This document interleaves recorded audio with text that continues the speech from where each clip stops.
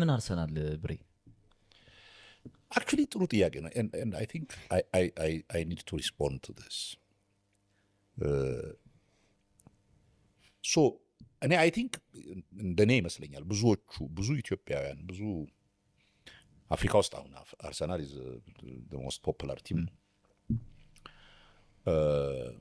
የሆነበት ምክንያት በነ ቴሪ ኦንሪ ጊዜ የነበረው ዛሬ 20 ምናምን 25 ኢንቪንሲብል ምናምን በነበሩበት ጊዜ ከዛ ቀደም ብለህ ያሉ 5 ዓመታት ምናምን አርሰናል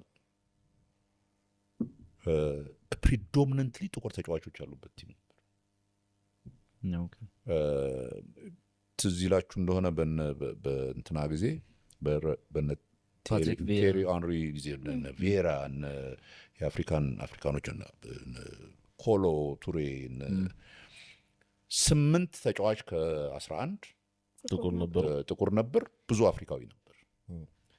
ስፖርት ላይ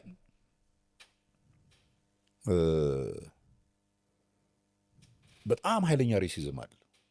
ይሄ የጥቁር ተጫዋቾችን የማናናቅና እንትን የማድረግ አሁን አንዳንድ ጊዜ በፊት አሁን እንደው ትንሽ ተሻሽለው ነው እንጂ እነ ስፔን ምናምን እኮ ጥቁር ተጫዋች ሲመጣ የጦጣ ድምፅ ምናምን ያሰሙ ነበር እነ ጣሊያን።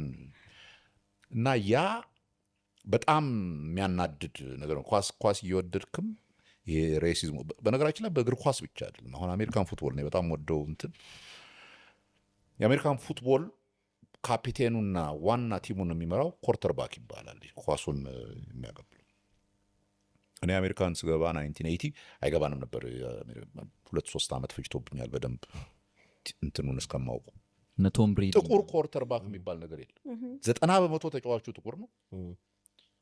ዋና መሪነቱ ግን ኮርተርባክ ግን የሚወረውረው ብቻ ነው። የሚገፋው አይደለም የሚገፋው ምናምንና ጠንካራ መሆን ስላለበት መሰለኝ ጥቁር ፊዚካሊ በጣም ሌበሩን የሚያደርግ እና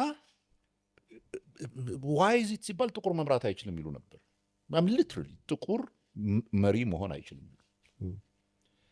እና ይሄ አርሰናል ሲመጣ እኔ አም ትራይንግ ወደ ኋላ ሄጄ ዋይ ኦል ኦፍ አስ አር እና ያ ፒሪየድ ወዝ በእግር ኳስ ጥቁሮች ኤንድ ብዙ አፍሪካኖች ነካኖ የነበሩበት ጊዜ ነው።